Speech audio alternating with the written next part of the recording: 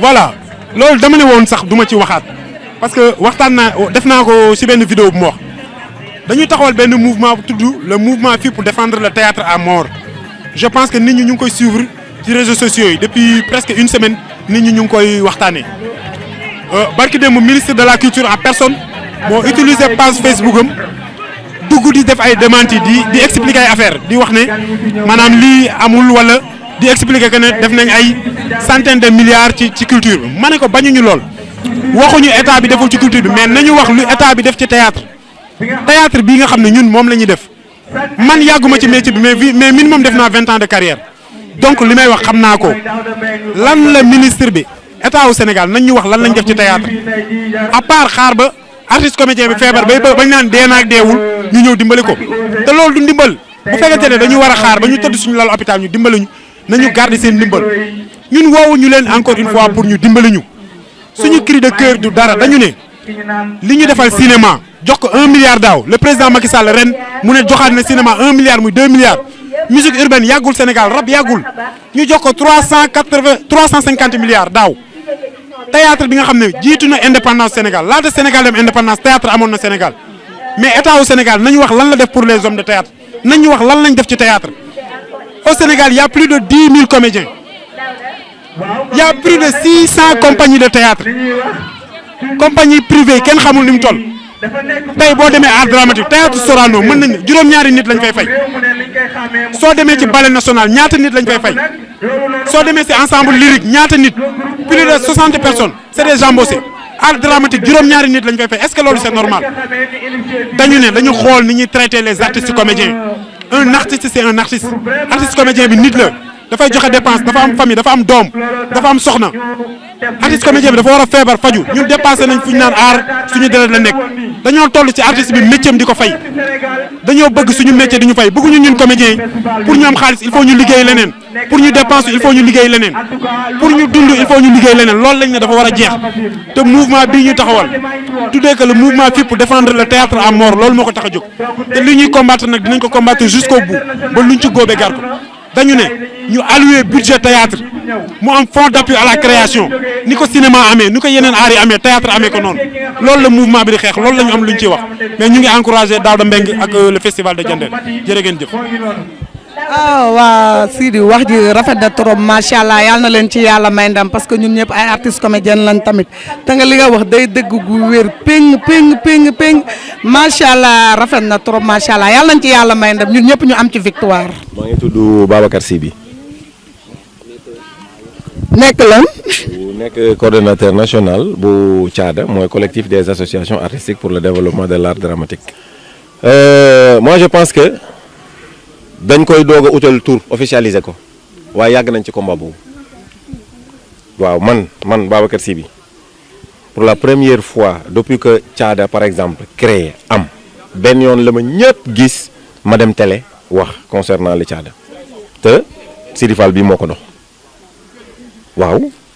donc tey dafa am ay affaires yoo xam ni bon ñu ngi ko doon développé avant dafa jot nag comme CRI bi li ñuy wax mooy 2018 jot na ka artiste comédien dama ne sànq ñu wax naa même su fekkee ni ñun dañuy dee 2018 yàlla na yéex mais naa ñu fexe ba balaa ñoo génn 2018 ñu def un pas ñu teg fi loo xam ni bon lii ci suñu combat moo ko indi enfin bëgguma di wax ay question association ay question de groupe ay question bon yooyu c'est quelque chose d'autre quoi mais essentiel bi mooy dafa ñaaw dans un pays où le premier conseil des ministres bi njëkk a am bi Sénégal jëlee indépendance am base bi c'était le théâtre premier conseil des ministres ci télé laa koy wax na ngeen ko teg fu nekk premier conseil des ministres bi njëkk a am Sénégal base bi c'était le théâtre Senghor dafa ne woon de organiser leen troupe bi nañu def théâtre wax leen lan moo seen jafe-jafe réew seen gox seen ay région ñu def ko mu ne defaat leen deuxième phase ngeen wax lan mooy xalaat bi ñu defaat beneen ñoom wax nañu problème yi après proposer ay solution dossier yooyu la dajale dugal ko conseil des ministres ne leen voilà votre travail li ngeen war a liggéey population bi wax na leen ko tey jii ñuy développer structure culturelle yëpp ba mu des benn structure bi nga xam ne moo njëkk a organiser conseil des ministres ci Sénégal bon ñun ñi nga xam ne dañ ciy liggéey ñenn ñi bàyyi seen ay liggéey ñeneen ñi démissionné et tout tey mënuñu jógee ci sunu aar dem joxe dépense suñu kër artiste comédien bi naam salaire naam pension de retraite na am bu feebaree mën a faju ainsi de suite ça c'est un. En deuxième position ça c'est Babacar Sy bi en deuxième position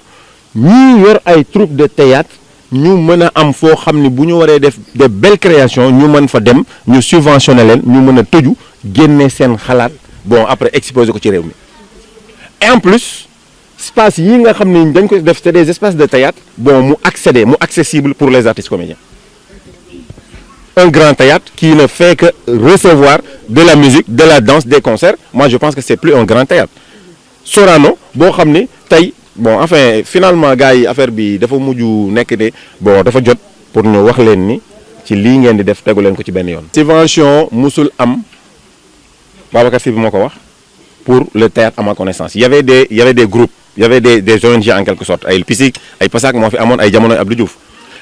Récemment, en 2017, je pense, nous avons gagné 80 millions pour une subvention fonds de roulement pour quelques groupes. Pareil, organiser comme nous l'avons fait. Moi, j'ai des documents. Moi, les groupes qui existaient depuis plus de 10 ans, nous financé. Moi, il y a qui sont près d'eux. Il y a des festivals qui existaient pendant 5 ans. Nous avons 4 millions. Ils existaient depuis plus de 5 ans. Groupe qui ont postulé de faire théâtre instant, nous postulé qui financé ou les kon ñom affaire bi pour man amna ay en dessous ça c'est un wala deux bon dafa am copain copine ku la neex mom ngay financer théâtre amul financement le cinéma 2 milliards art contemporain 300 millions je sais pas musique urbaine 350 millions nak dafa jot nak bon ñu tok xamni li dafa wara am fi ñu def ca la ca war suñ ko defee falilahi alhamdu mom ñaanu ñuko loolu lañu demander suñ ko deful tamit dina leen wax ni xam nañu lii suñu yëf la bon ñu laaj leen ko du may leen ñu de jox leen ñu leen di wax jox leen suñu yëf bon su ëllëgee nag su rafetee moo ñu gënal loolu la ñu bëgg parce que ñun nous sommes passifs les artistes comédiens sont passifs xuloowuñu xeexuñu werantewuñu saagawuñu kenn mais su demee nag ba nga xam ni soo wàccee sa liggéey dugg sa kër doo mën a yóbbu sëriñ sa doom nga am foofu gàcce bon nga taxaw nag laaj sa yëf day jot wasalaamaaleykum wa rahmatullah. salaamaaleykum wa rahmatullah man maa ngi tudd Daouda Mbengue nekk artiste comédien dëkk Diender. waaw fépp gi je crois que ku nekk gis na parparloo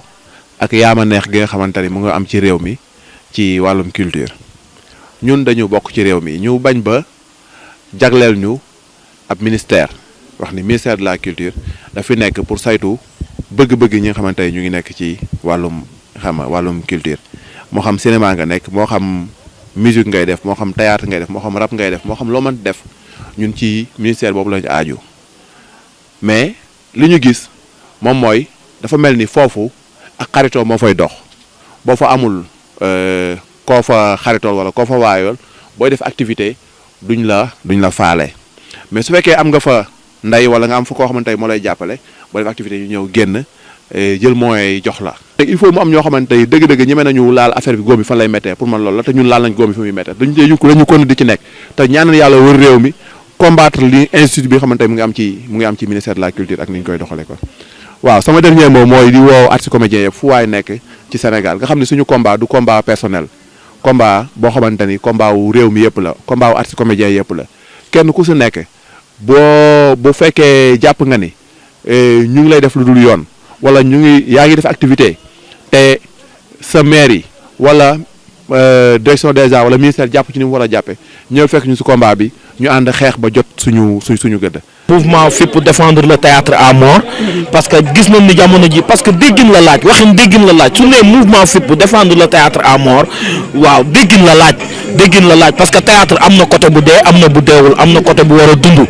xam nga théâtre ñëpp xam na ni c'est pour la vie mais am na côté bu dee am na lu war a dunduwaat encore am na lu war a ñëw ci théâtre xam nga yooyu lañ war bëgg a dundal du defuñu ko nag ngir xeex ak kenn defuñu ko ngir rayante ak kenn mais mouvement bi boo ko gisee dañ ko taxawal ngir jëlee fi li nga xamante ni moom lañ ñu teg en tant que comédien loo xamante ni ay injustice la xam nga subvention yi ak comédiens yi troupe yi war a jot dans leur localité jotuñu ko subvention yi ñu war a jot fi ñu dëkk troupe boo fi gis fi mu toll ni compagnie la am na papier am na reconnaissance juridique am na lépp kon tey li ñuy xeex c'est normal ñu war ko xeex beneen bi aussi mooy fonds yi nga xamante ni moom mooy génn au niveau du ministère de la culture ak présidence de la république fonds yi ak non mais dañ ci bëgg a yegg suñu bopp parce que nag mënuñu gëm daaw cinéma ñu jox ko 1 milliard ren ñu jokkal ko beneen 1 milliard xam nga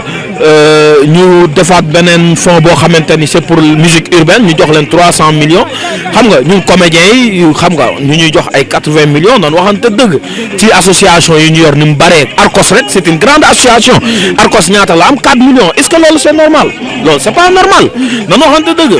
ak subvention yi ñu war a jot ci suñuy localité suñuy mairie xam nga mu nekk benn métier boo xamante ni c'est transféré compétence transférée la kon ñun vraiment noonu waxante dëgg war nañ ñu jox cër bi nga xamante ni moom la ñuy def mais nag dañ koy def dans la diplomatie dañ koy def ci tekk ak tey dañuy liggéey ak sunu mouvement ñu ngi commencé nañ liggéey loolu moom moo ñu indi fii gën a indi Diender pour ñu wax ak artistes yi def benn dialogue waxtaan ak ñoom wax leen sunu objectif ak fan lañ jëm fi ñu jëm mooy pour vraiment théâtre wax dëgg yàlla li nga xamante ne moo yàq woon mu jéem a baax parce que tamit ñun ñëpp ñoo ciy dund xam nañ ni mu demee te mbir boo ci dundul mënoo xam ni mu demee kon ñun dawuñu dara amuñu dara lu ñuy daw amuñu benn influence bu nit mën a influencer ba tax ñu dellu ginnaaw c'est impossible parce que dañoo jugandoo ñun ñëpp ñoo yëgandoo góom bi ñuy sentir ñun ñëpp ñooy taxaw di dundal théâtre ñiy dundal théâtre laa wax waxuma nag ñi koy dundee parce que bu ñu neexoon ñun liñ ci am doy nañu ñu ngi ciy joxe dépense ñu ngi ci yor suñu famille duñu sóoraale kenn mais xeex bi ñuy xeex porter ko muy mouvement bi dara waralu ko lu dul génération future bi war a ñëw génération future bi war a ñëw moo tax ñu créer mouvement FIP pour défendre le théâtre à mort déggin la laaj nag déggin la laaj waaw jaajëf